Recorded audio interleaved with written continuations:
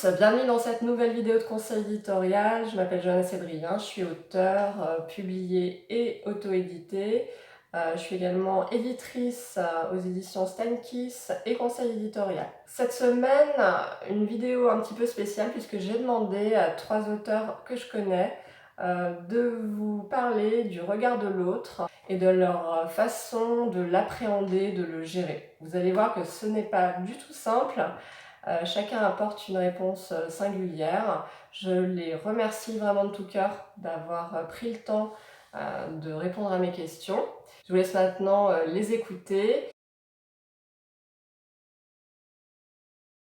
Oui, j'ai des craintes. J'imagine que c'est normal d'en avoir. Je pense que tout le monde en a, parce que quand on présente son travail, c'est un peu, ben, c'est son bébé un peu qu'on expose, c'est quelque chose qu'on a bossé pendant des mois, voire des années et forcément c'est troublant, que le travail passe d'un statut, de sa propre intimité à quelque chose qui est exposé au regard des autres. Après, moi ce que j'ai perçu, c'est que plus j'ai pris conscience de l'importance, hem, plus j'ai pris conscience du fait qu'un travail, il est en évolution, qu'un texte, il se transforme et que, il n'est pas le même du début à la fin.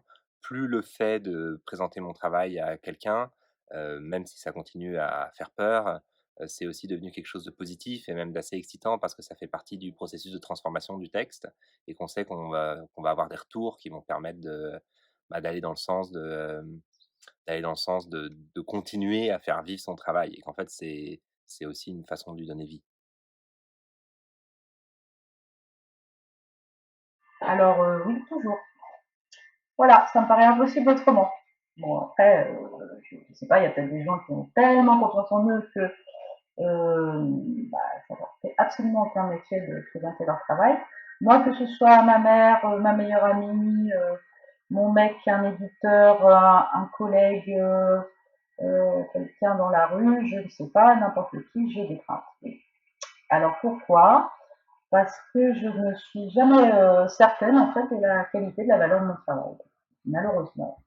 Et en fait, je pense que c'est un petit peu dû à un traumatisme qui date de la fac, où systématiquement j'ai fait une fac de philo jusqu'en maîtrise, et systématiquement, quand je redonnais une copie dont j'étais très contente, j'estimais avoir fait vraiment un super travail, en général j'avais un 10 ou un 12. Et quand je rendais de la daube, c'est-à-dire mes copies dont j'avais presque honte, je me retrouvais à avoir des 18 parfois. Donc j'ai jamais compris. Et depuis lors, bah, je ne sais pas vraiment, j'ai l'impression que je ne sais pas juger mon travail. Voilà.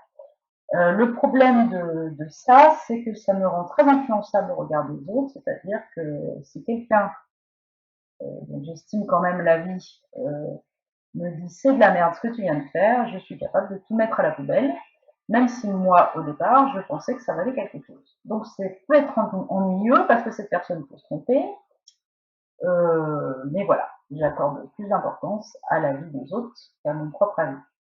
Il est arrivé quelques rares fois où j'étais certaine de moi. Et du coup, quelle que soit la vie, en fait, ça n'avait pas d'importance. J'estimais que mon travail était bon. Mais malheureusement, ce n'est pas arrivé souvent.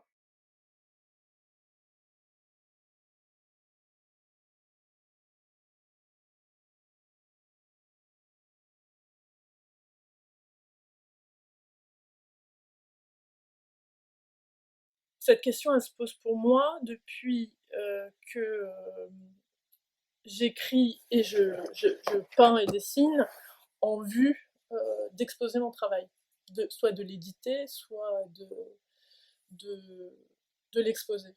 Euh, Elle se pose différemment parce que je pense que depuis toujours, depuis que je dessine et que j'écris, le, le tiers même imaginaire est inclus dans mon travail. On écrit, je crois, toujours en pensant à une personne à qui on s'adresse, euh, même si cette personne est imaginaire. Euh, donc le tir est toujours là, mais quand on vise la publication, il est là justement, il se concrétise à un moment du processus. Et je crois, enfin, j'ai le sentiment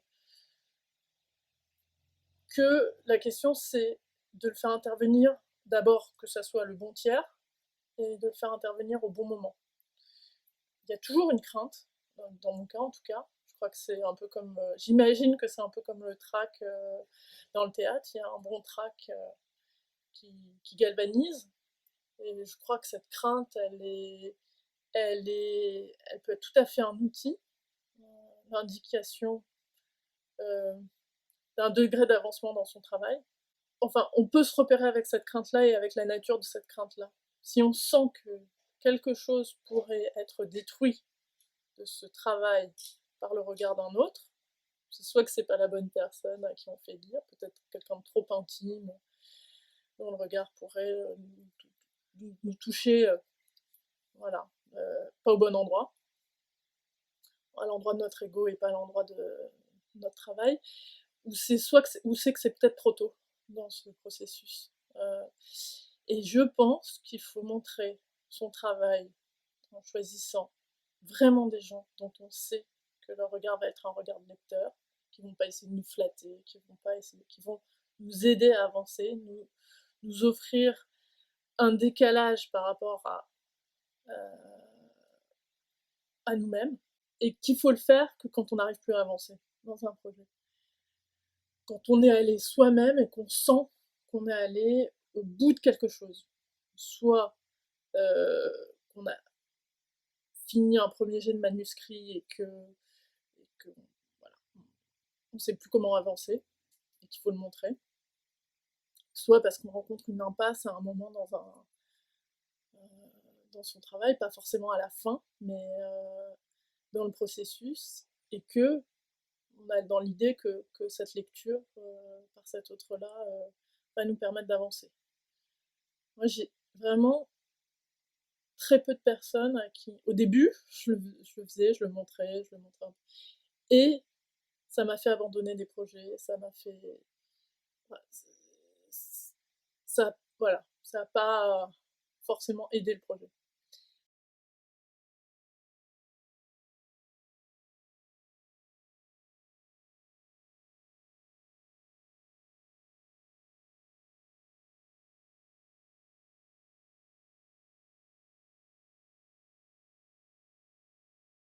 Des retours sur mon travail, des critiques, positives ou négatives d'ailleurs, ça m'oblige à prendre position, à défendre mon texte, à défendre certaines choses que j'ai voulu dire, ou alors au contraire à me rendre compte qu'il y a certains aspects qui m'intéressent pas forcément et pour lesquels j'ai pas envie de me battre. Et ça je trouve ça très intéressant au sens où ça me permet de définir en fait, ce que j'ai envie de défendre et hem et même ce dont j'ai envie de parler, tout simplement. Une autre chose, que je trouve, essentielle dans l'apport du regard de l'autre, c'est la perception de la différence entre, ce que j'ai voulu dire et ce que j'ai dit en réalité ou ce qui s'entend, ou ce qui se voit quand on lit mon texte. Hem quand on est quand je suis tout seul avec mon travail, j'ai des intentions, dans ce que je raconte, et puis parfois ces intentions, elles transparaissent pas ou elles se voient, elles sont perçues différemment, par les personnes qui vont lire le texte. Et cette différence-là, je peux y avoir accès, en ayant des retours extérieurs, des retours qui sont pas les miens et un regard sur le texte qui est pas le mien. Alors, le regard de l'autre, c'est plusieurs choses. C'est la validation. Ce que tu fais vaut quelque chose, me dit son regard, il ne me dit pas. Donc, ça peut changer mon rapport à mon travail. C'est-à-dire que si mon travail n'est pas validé par le regard de l'autre, je risque de ne pas le valider moi-même.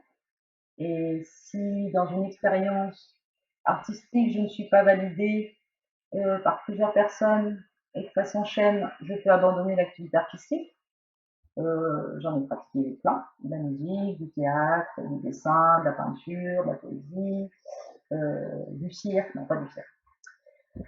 Voilà, et ben quand je suis validée, j'ai envie de continuer. Donc ce que m'apporte le regard, c'est évidemment un sacré moteur. Ensuite, sans le regard de l'autre, mon travail ne sert à rien, c'est-à-dire que Le regard de l'autre lui donne du sens, c'est-à-dire qu'il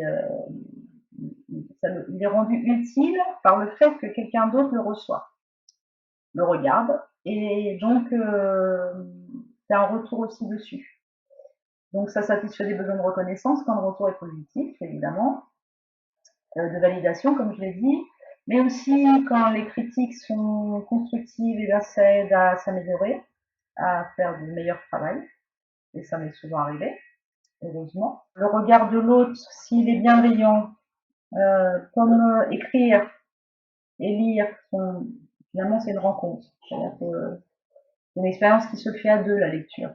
Il y a celui qui écrit, ou celle, et celui ou celle qui lit. Et sans ce partage-là, en fait, un livre n'a aucun sens. Donc c'est une rencontre, et c'est une rencontre qui est nécessaire aussi bien pour l'auteur que pour le lecteur, parce que je pense que l'humanité a besoin de partager ce que d'autres créent. Voilà, oui, je pense que les artistes sont nécessaires à une société, une civilisation. Je le revendique. Oh, et toi? Aujourd'hui, je le montre à mon éditrice, qui intervient à une place qui toujours m'aide, où elle me dit très directement les choses. Elle me pousse dans des directions que je n'aurais peut-être pas explorées. Elle voit des choses que je n'avais pas vues, qu'elle m'aide à creuser. Elle me fait quitter des pistes. Et parfois pas, parfois il faut aussi pouvoir défendre pouvoir défendre une idée. Peut-être que c'est soi-même, peut-être que cette piste était intéressante, mais qu'on n'est pas allé jusqu'au bout. Enfin bon, mais en tout cas voilà, je le montre à mon éditrice et je le montre à une amie qui est écrivain, qui est auteur de romans, et qui, dans le cadre d'un atelier d'écriture que je fais, qu'elle anime depuis des années, auquel je participe, a toujours porté sur mon travail, voilà. Aussi un regard un regard constructif. Alors la première chose qui me vient à l'esprit, c'est que si l'objectif du texte, c'est la parution, et donc le fait de le faire lire à des milliers de personnes, réussir à le lâcher une première fois et à mettre dans les mains d'une première personne, ça semble être une étape assez importante et assez décisive et très intéressante. Pour moi, ce qui était le plus dur dans le fait de réussir à lâcher mon texte, dans le fait de réussir à le montrer, euh, je pense que c'était dû au fait que j'avais pas forcément conscience du processus d'évolution du texte et le fait que le texte soit pas un objet immuable, mais au contraire que c'est quelque chose qui va se transformer, qui va s'enrichir et qui va continuer à évoluer, et que chaque regard, chaque retour sur le texte vient l'enrichir en fait, vient le mettre en perspective. Du coup, quelqu'un qui réussirait pas, qui oserait pas montrer son texte, je lui conseillerais d'oser le montrer une première fois, sachant que c'est une mécanique qui va se déverrouiller, et qui me semble que plus on montre son texte, plus on a conscience de ce que ça apporte, et plus on a envie de le montrer, en fait. Je conseillerais déjà de se bouger les fesses. Non, je plaisante. D'abord, je lui demanderais pourquoi. Pourquoi tu ne veux pas montrer tes textes à deux tiers? Est-ce que c'est parce que tu penses que tes textes sont nuls? C'est tout à fait possible.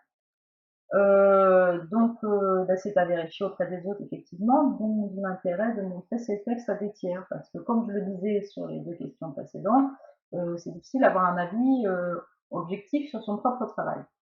Ensuite, ça dépend de son objectif à cette personne. C'est-à-dire s'il ne veut pas publier, ou elle, que ce sont des textes écrits comme ça pour le plaisir d'écrire pour soi-même, après tout, on n'est pas obligé de montrer son texte à des tiers. Si en revanche on va le publier, c'est un passage obligé évidemment. Donc si vraiment il y a une grosse trouille, ce que je peux comprendre au début, je conseillerais de commencer par des personnes proches. Voilà, des personnes en qui cette personne a confiance. Sa maman, ou pas du tout sa maman, surtout pas, son conjoint, sa conjointe, des amis, voilà. L'important, c'est de s'adresser, pour commencer, à des personnes bienveillantes, c'est-à-dire qui ne vont pas chercher à vous détruire. Je dis ça parce que j'ai une amie il y a très longtemps au lycée, j'avais gagné un concours de poésie et je lui avais demandé son avis sur mon travail avant que je gagne le concours. Et elle m'avait cité Philippe Didjean sur un petit message qui disait coupe le doigt qui t'indique la mauvaise direction. Sous-entendu, arrête d'écrire, c'est nul. Voilà. Bon, j'ai quand même gagné le concours. Cette personne n'était pas bienveillante à mon égard. Voilà. Donc il faut bien choisir les tiers en question. Après, par contre, quand on se professionnalise et qu'on envoie des éditeurs, on ne peut pas choisir ces tiers en question. Voilà. Mais c'est bien d'avoir un petit passage avant avec des gens qui nous rassurent, tout en étant le plus possible objectif, parce que si c'est sa maman qui trouve tout génial, ou son papa, ou son cousin, ou je ne sais pas, c'est pas non plus très utile. Voilà. C'est quand même quelqu'un qui est, à mon avis, le plus objectif possible, tout en bienveillance. La crainte, elle est totalement normale, justifiée. Il ne faut pas avoir peur. Le conseil que je donnerais, c'est qu'il ne faut pas avoir peur, parce que je pense que c'est important d'avoir un regard antérieur au regard de la personne à qui on va envoyer le manuscrit. Enfin, en tout cas, c'est mon avis. Mais qu'il faut vraiment attendre le bon moment et sentir et se faire confiance sur ce qui est le bon moment, ne pas hésiter à... C'est-à-dire se faire confiance profondément, c'est-à-dire être sûr d'être allé au bout d'un travail. Ne pas être avare voilà, tant que vous sentez qu'il y a quelque chose à réécrire, à refaire, à continuer.